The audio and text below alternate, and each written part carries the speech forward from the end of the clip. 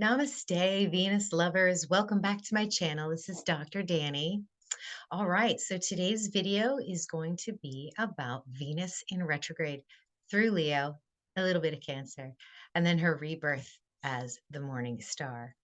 But before we get into all of that, I want to review with you Venus and Leo energy in general.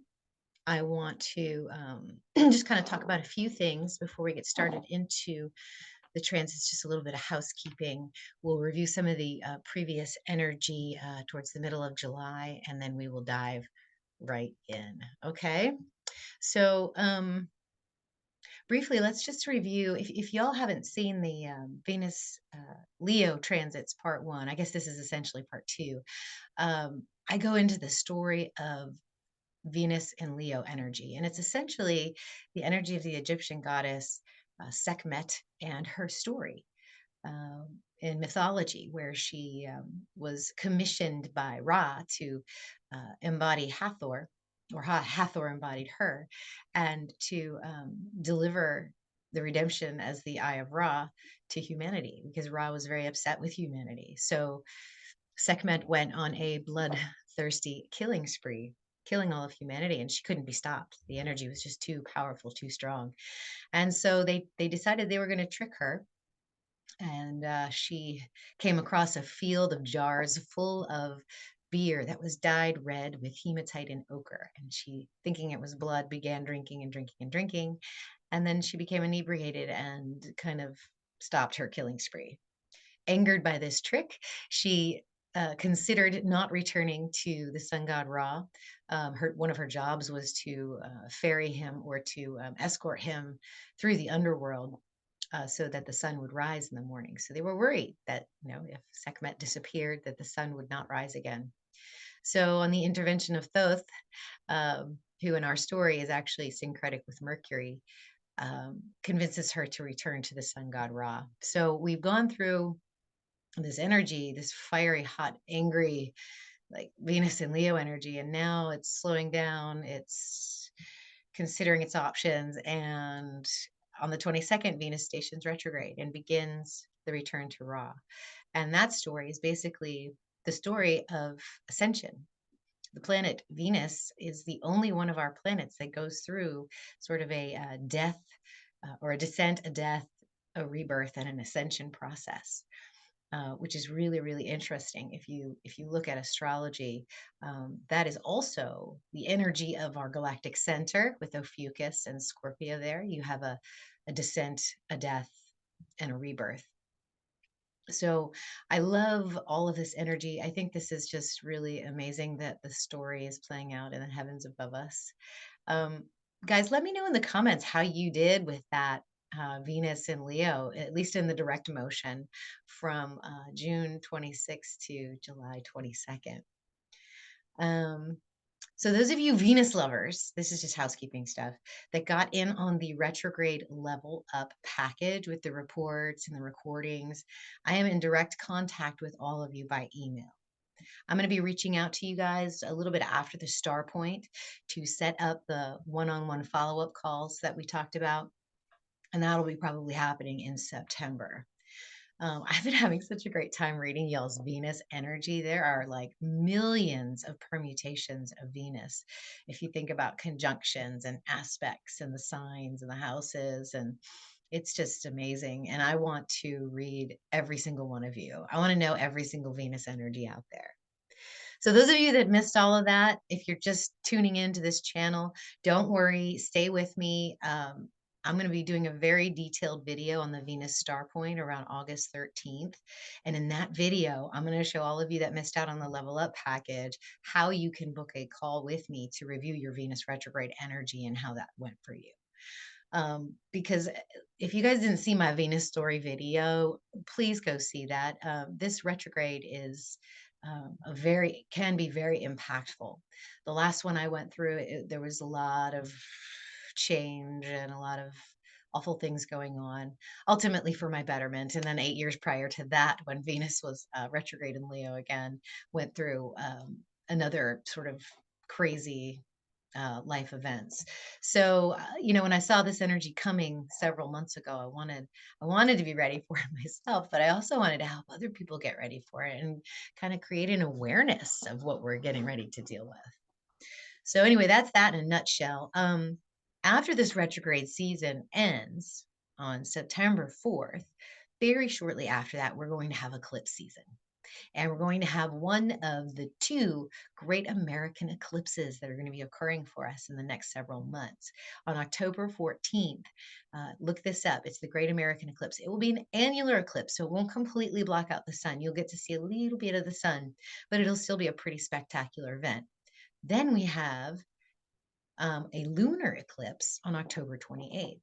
So, interestingly enough, the last solar eclipse we had, it was over some, sort of far off place in Russia. Nobody really saw the sun get dimmed or anything like that. But I had started looking at Venus energy around that time in a really specific manner. And what I noticed was that Venus was unaspected.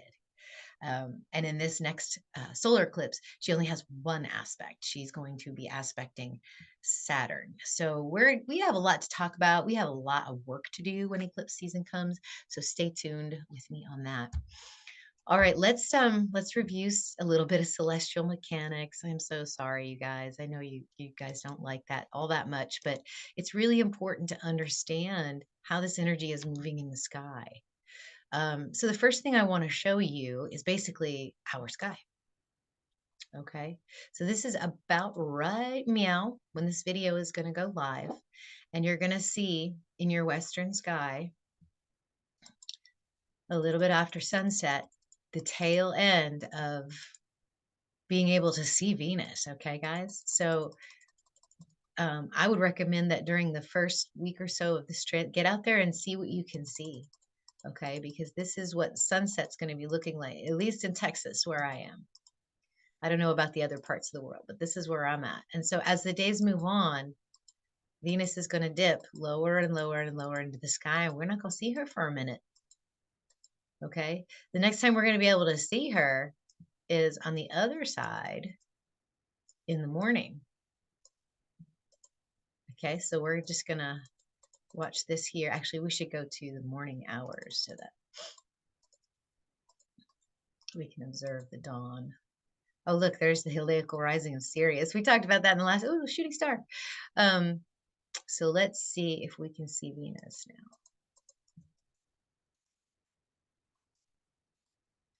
There she is. So we won't see her for about 8 days, it looks like. Okay.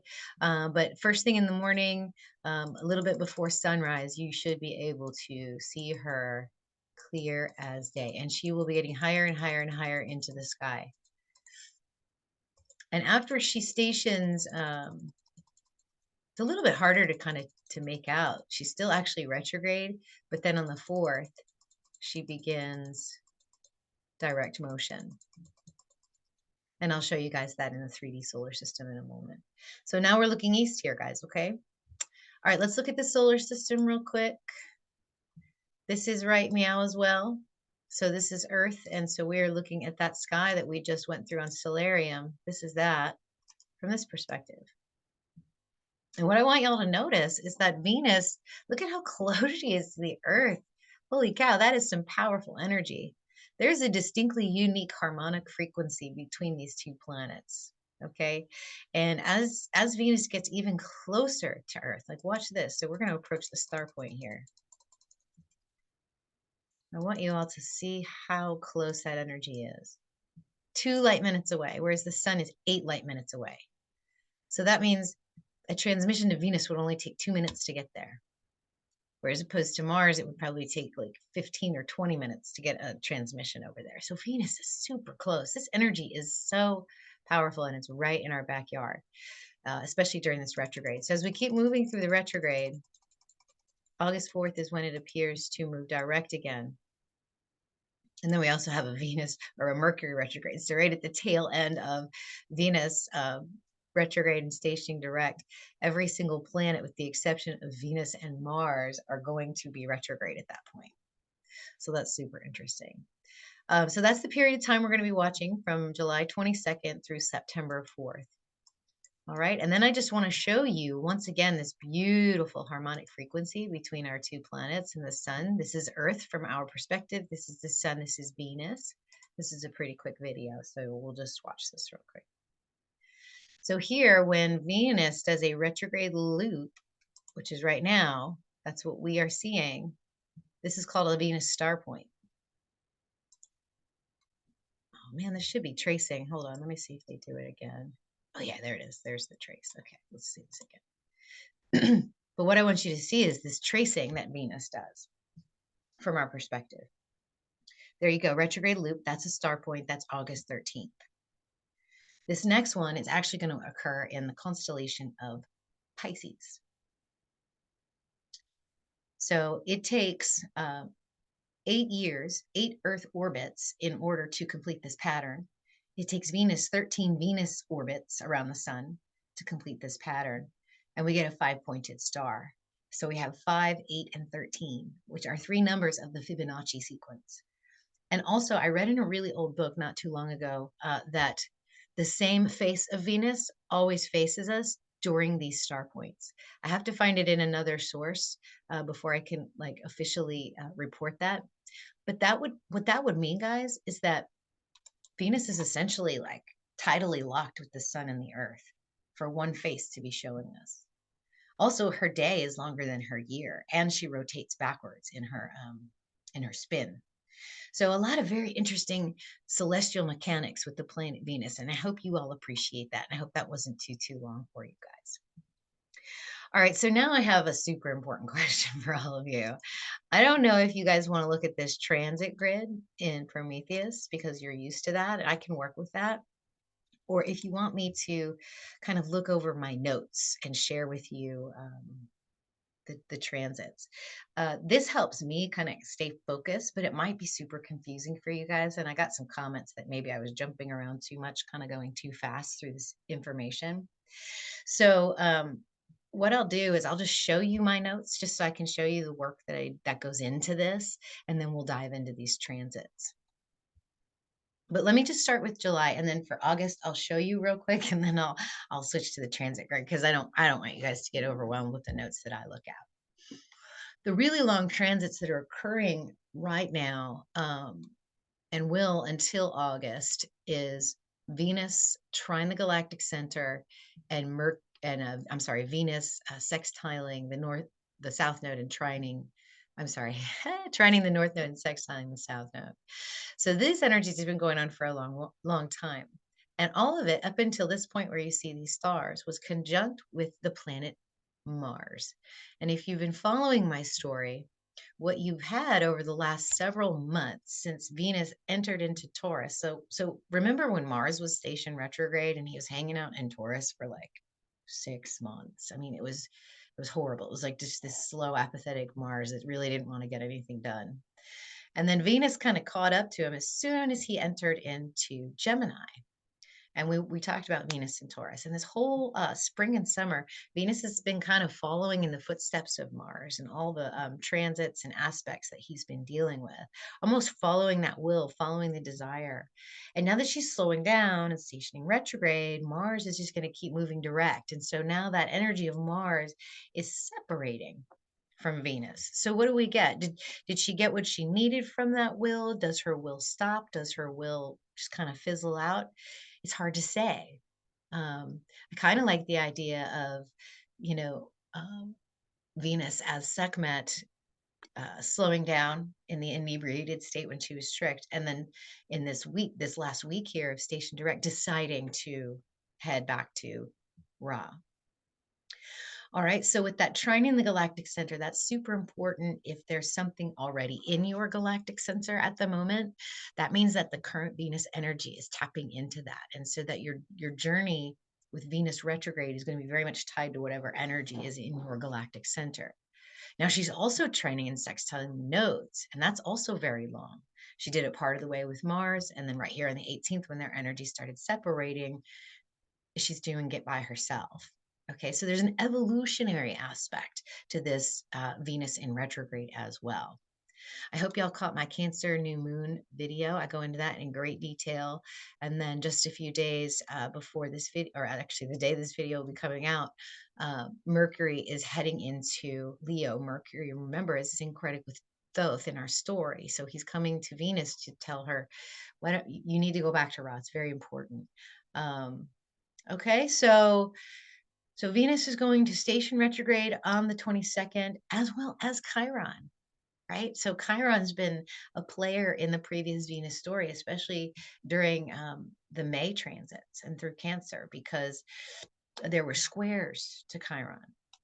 And there was a lot of coming up energy of injury to the or wounds of the divine feminine, right? So you've got, am I good enough? Am I smart enough? Am I talented enough? Am I an imposter? Am I actually, somebody who knows what they're doing? Those ego voices of Chiron. And now Chiron is going to be a retrograde luminary. So now it's a different kind of energy. It might be an energy of healing this time, where we've gone through all that wounding, and now we're okay, I recognize those voices. I know what they are. And so just keep in mind that this brown line and that this purple line continue pretty much. I know it looks terrible, you guys. It goes all the way until till the second week in August. So that energy is still very much playing out for us. Now, um, the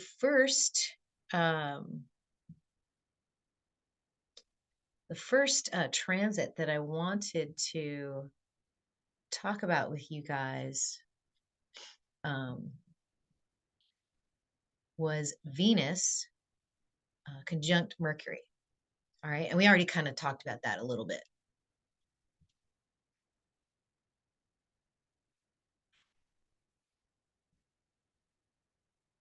All right.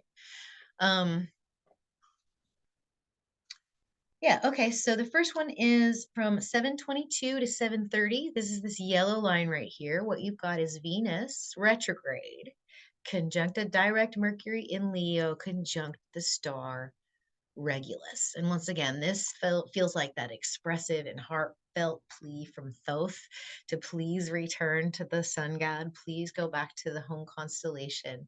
And all this kind of happens at the feet of Regulus, which is the heart of Leo.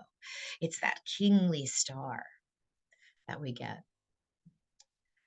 So that lasts for a little while. That's probably the okay. Venus is going retrograde. That's that energy. So now we're starting to take an inward approach with our Venus. On the 23rd of July, Uranus is going to enter the constellation of Taurus for a brief moment. Actually, when does he go back into? When he goes retrograde on August 28th, he will actually go back into Aries for a little while, and then we'll begin that transit through Taurus in earnest. So we get a little taste of what Uranus and Taurus might actually mean. And now this is Venus's home constellation, and Taurus is all about the earth. It's all about the here and now. It's all about enjoying, relaxing, smelling the roses, that kind of thing. Whereas Aries energy is more like me, self, the beginning, the seed. And so when we've had Uranus transiting through Aries the last several years, we've been getting collectively a lot of that energy of this is who I am, and very original ideas, people identifying as this or identifying as that. Some of it kind of confusing for, simple-minded folks like myself, but there it is. Uranus just kind of churning it up and seeing what new pops out. And so the same energy is going to be coming into Taurus and now being grounded. Are you really who you say you are? What is your value? What is your security in this new and strange energy? But it's only going to be for a little while, maybe about a month or so of Taurus. Uranus could also kind of churn up financial systems, things like that. So let's see, the next transit of Venus, this one's a little bit long as well. This one is from July 24th to August 16th. So, and the reason my transits are longer, guys, I probably should have pointed this out, is because this transit grid, the lines aren't actually long enough. They only give you 1 degree of separation. And when you're looking at an actual birth chart, what you see, and let's just go to this transit because this one is Venus square Uranus. So the peak of this energy is going to be on August 9th, but it starts back here on the 24th of July. Okay, so that energy revs up, revs up, revs up, revs up, and then peaks right here, and then dies down, dies down, dies down. So what you're seeing this transit grade is more of a the peaks of the waves coming at us. Whereas this, I like this because I can see what's still lingering. What kind of energies are we still dealing with when we are looking at specific days? So this one goes all the way to August 16th right here. So you have Venus retrograde squaring on Uranus here through August. So just keep that in mind. If you want, we can actually just kind of look at this transit grid and feel a little bit better about that. We can preview this as a chart as well. Okay. So Venus retrograde squaring Uranus in 0 degrees of Taurus, like that very first, like little bit, like almost like just put the tip in kind of thing. So Venus had squared on Uranus back when she was direct and back when Uranus was in Aries. And so now she's got this retrograde motion back to the square as she travels back to Rosh. And I feel like this shows us a lesson. I feel like maybe as she's going retrograde, this Uranus energy will be a temptation of the senses. Like since it's a longer transit, there might be several temptations, small ones, quick ones, because Uranus is quick and lightning fast. So as Venus is moving retrograde, she might be getting these, oh, you want to do this because this is really fun, where she needs to focus. She needs to stay in her energy. She needs to focus on the job ahead, and because it's a square, it's going to feel uncomfortable. It's going to feel frustrating. So over those 3 weeks or so, try to my advice would be to try to avoid any of that Uranus temptation that may come to you. Guys, I also like to do moon energy with these transits because the moon energy is quick, but it's also a feminine energy, and it might help kind of explain how you're feeling on a certain day, because what we're dealing with here is a trine to the galactic center and a trine sextile to the north south node, as well as Venus conjunct Regulus. But then you get a Venus square Taurus, which is temptations coming at you, and then you might get a hit on one day that's just really bad, like this Libra square retrograde Venus. So there's your moon in Libra, which is one of the constellations that Venus rules. Sometimes they're quick hits, and sometimes they're a little bit emotional. So to me, this is like a quick hit to the emotional body regarding justice or injustice. Like you might feel like you may be required to make a decision that you don't want to make, or maybe required to say no to something that you really want to do. So that's the energy on the 27th, and that may be related to that Uranus square energy. On Saturday, the Sagittarius Moon trines with the retrograde Venus. So this is a waxing third quarter moon. I'm sorry, this is not a waxing third quarter moon. This is a yeah, it's not waxing third quarter, it's like waxing six. Sorry. Anyway, it's Sagittarius Moon trines Venus. This is a wonderful day to take a higher perspective in search for truth. So, right, trines are just flows of energy. So I love Sagittarius energy. It feels very very refreshing to me. And so this is a great day for that kind of an energy. I guess it is a waxing moon because the first is the full moon. Sorry, you guys. So you can see that these three transits, the two we talked about in the beginning, and this Venus retrograde square Uranus, continue into August. And so let's just take a quick peek at that Capricorn full moon. You guys know I'm going to do a little video for y'all when that actually happens, but here it is. So here you can see the moon in Capricorn and the sun in Cancer. So we have a Cancer Capricorn axis, which I just love. There is so much spiritual information in Capricorn and Cancer. That's like the mother father axis. It's the gateway of souls and the gateway of men. So we're gonna dive deep into that on a separate video, but that is also coming up on August 1st.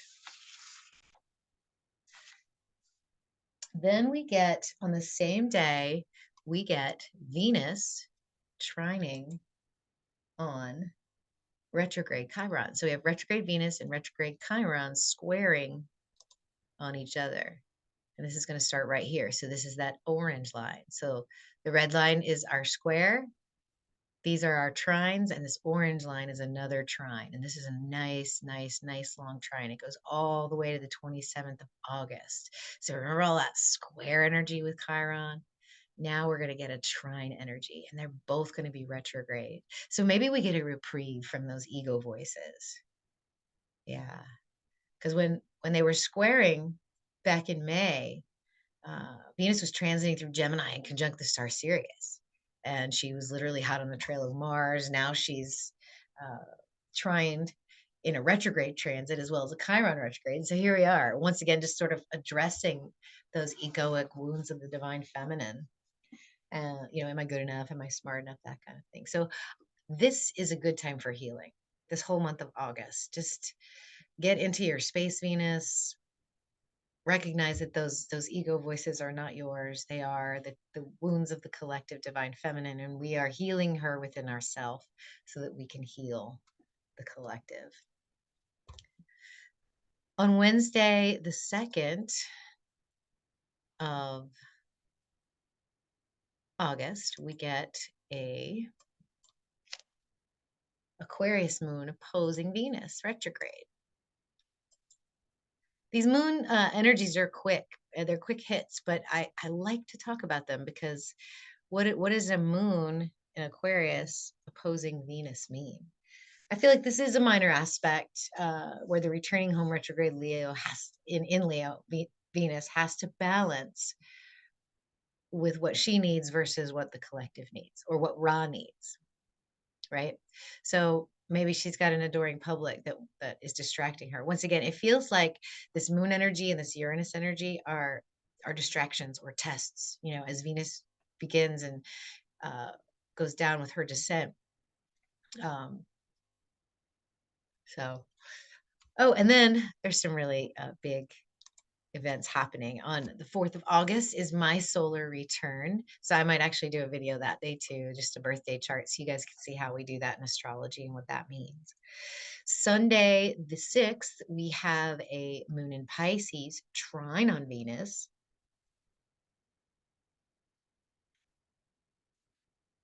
So if we didn't do this work the first time, with Venus squared on Chiron now, this might be a hit to the field. So the ego voices of Chiron may come bubbling up.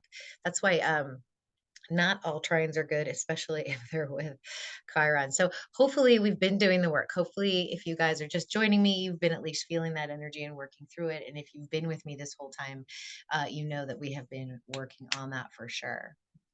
So then let's see, on the 7th, the sun enters Leo and begins the conjunction, that inferior conjunction with Venus. So now we have, we should look at this on the wheel because this is really cool. Let's actually just use this wheel. Oh, wait, that's not it. Yeah, we'll use this wheel. So let's see, we're on the 6th of August, and we'll go to the 7th, where the sun is now in Leo. Okay. And Venus is now retrograde. So they're getting closer and closer together. The sun is actually also moving towards Venus. So it's almost like a raw Sekhmet reunion, almost reminds me of the exercise where you kind of pull your scattered fractals back into the center of yourself with love and joy, or the return of the prodigal daughter, so to speak. So the sun in Leo is the fullest spiritual expression, right? Sun in Leo is childlike exuberance and innocence. It's playful, it's romantic, it's a showman, and it is also father energy, and it is raw. So with this conjunction getting closer and closer, and here on this chart, you won't actually see the conjunction until the 13th, but it's much longer. When you look at my notes and I take it right from Prometheus, you see that this energy of a Sun conjunct Venus goes for about 12 days with the Venus star point or the inferior conjunction right in the middle on the 13th, which is kind of cool too because we're doing 13 sign astrology. So I love that it's on the same day. So before we get to the star point, let me discuss two more moon energies. On August 8th, you've got an Aries moon squaring on Venus Sun now. So it's not just Venus, it's Venus Sun. So this is a brief hit to the self-confidence and self-assuredness. You know, Venus is trying to do her inner work, do her spiritual descent into the and her death and then rebirth. And so, you know, you've got Uranus trying to tempt you, you've got Chiron healing you, and you keep getting these moon hits. This is another moon hit. So this day might feel like your confidence takes a hit. A couple days later, when her trine to the north node, sextile to the south node, and trine to the galactic center wane away, a moon in Taurus sextiles Venus. So this offers an opportunity to ground any new energies before the descent into the sun's brilliance. And you guys, we won't see her. We won't see her for about 8 days around the star point. So probably right when you see this conjunction here is when we will not be seeing her. But she'll pop right back up on the other side on the eastern sky at dawn. All right, so let me show you the Venus star point real quick.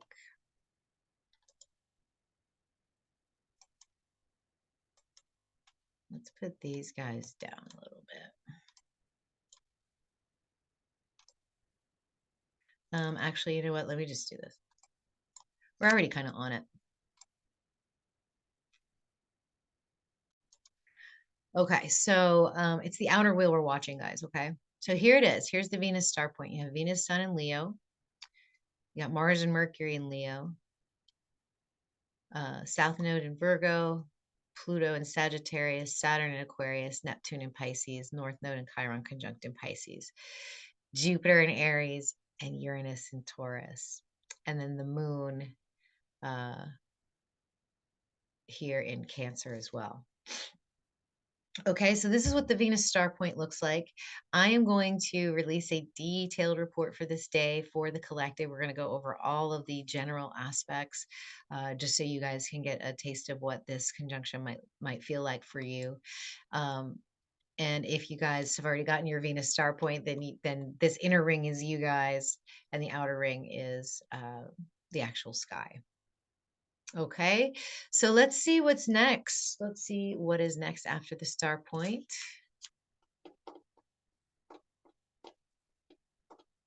Basically, what we're going to get is a new moon on the 16th.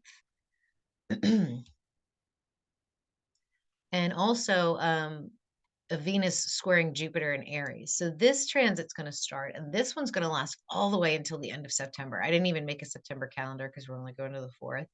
But you'll see that. So let's see what that actually looks like in the Prometheus software, because that one's in there. Yeah, there it is. Venus squares Jupiter right here. So the peak of that is August 22nd, but it goes at least another month after that.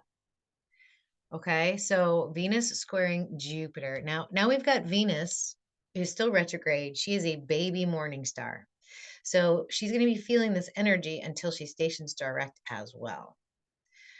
This is a very long transit, and squares are usually lessons, right? So Venus will actually not break contact with the square until after she's stationed direct and transiting direct for a little while. So when a planet moves back and forth like that, they tend to hover in an aspect, especially the quick movers. So you'll notice, and I've been talking about it, that Venus's transits are a lot longer during this point in time, except for those 8 days she's swinging from evening star to morning star.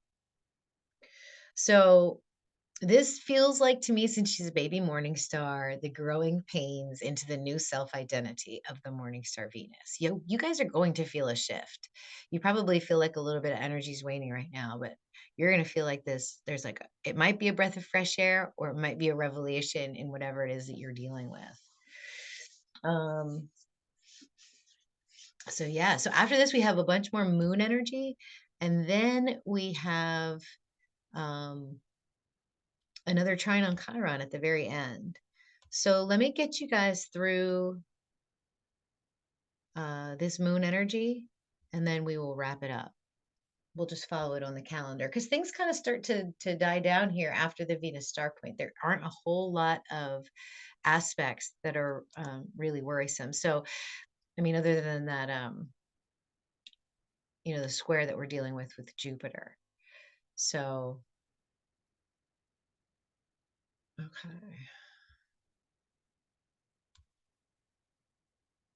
Okay, so we talked about that. All right, so this Leo new moon, let's go ahead and pull that up on Prometheus on the 16th of August.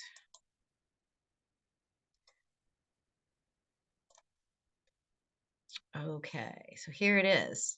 You've got Moon, Sun, and Venus, all conjunct, all near Regulus. This to me feels like the reunion of Ra, Venus, and Thoth. This is all three of them. Now they're moving forward in their respective roles, doing what they need to be doing. Then on the 20th of, so a new cycle, right? You guys know that the new moons are basically cycles of setting intention, and they're new moons. On the 20th, a Virgo moon sextiles Venus. So this is the integration of that new energy as Venus, the morning star. Now she is slowing down once again, and she's about to station direct in just a couple of weeks. So it's integration of that new energy. What is this square energy I'm feeling with Jupiter? What is this uh, um,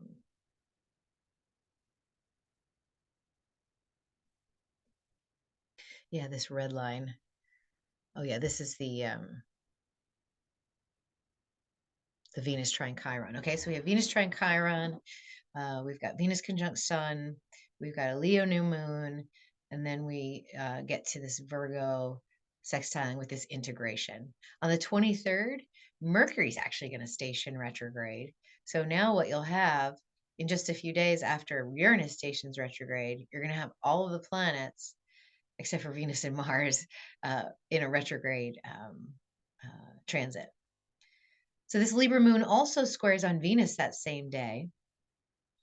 And this is again one of those decisions that you didn't want to make, or an unexpected outcome. Libra is all about that balance, right? Libra doesn't, you don't want to make decisions in Libra. You kind of just want to look above and just look at all the harmony and see how the ebbs and flows of energy work out. You don't want to have to go, okay, I'm going to make a decision in this. But squaring on the Venus, there may be something like that. On the 24th, the retrograde Venus is going to dip back into Cancer for a few days.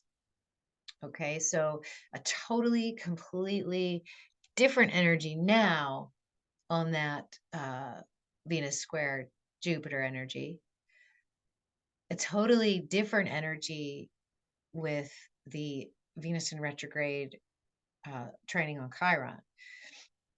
So before, when it was in Leo, it was more of that Sekhmet story. And now we are back into the Cancer, which is the compassionate recognition of the self and others, the love of love, but this time retrograde, right? So now she's in Cancer, the value of the self. On the 28th, Uranus will station retrograde, and a Capricorn moon will oppose retrograde Venus. So we've had this kind of short taste of what Uranus in Taurus might be about. And now Uranus is going to station retrograde. It will begin transiting back into Aries and then begin its true Taurus transit at the beginning of May next year. Then we've got an Aquarius full moon, and this is on the 30th. This speaks to the value of the unique expression within the collective. Once again, I'll have a detailed full moon report for you when we get closer to that date. Okay, on the 1st of September, the moon in Pisces trines with retrograde Venus in Cancer. This is a universal love and oneness deep within the center of oneself. That's what this energy says to me. So that first day of September is going to be that's going to be a very nice weekend. Once that moon transits out of Pisces and into Aries, it's going to form a square with the retrograde Venus. So this to me, because Venus is going to be stationing direct, almost feels like a little bit of nerves. Like, is the self truly ready to begin direct and to begin the work as the morning star? So that energy of Venus in Leo retrograde with a retrograde Chiron now changes to a Venus in Cancer station direct trine on that retrograde Chiron. All right, so that's going to be that new energy. That's going to start on the 4th and that will go through the month of September. So we'll kind of dive into that one a little bit once we get to those transits. And I think what I'm probably going to do is take us from the 4th of August up to eclipse season. I think that's going to be really important. Wow, you guys. Okay, so that was a lot. There will be timestamps in the comments. I may actually not do the timestamps on the moon, just kind of let you guys flow with that energy and just put the big ones on there so that we can kind of dive into that.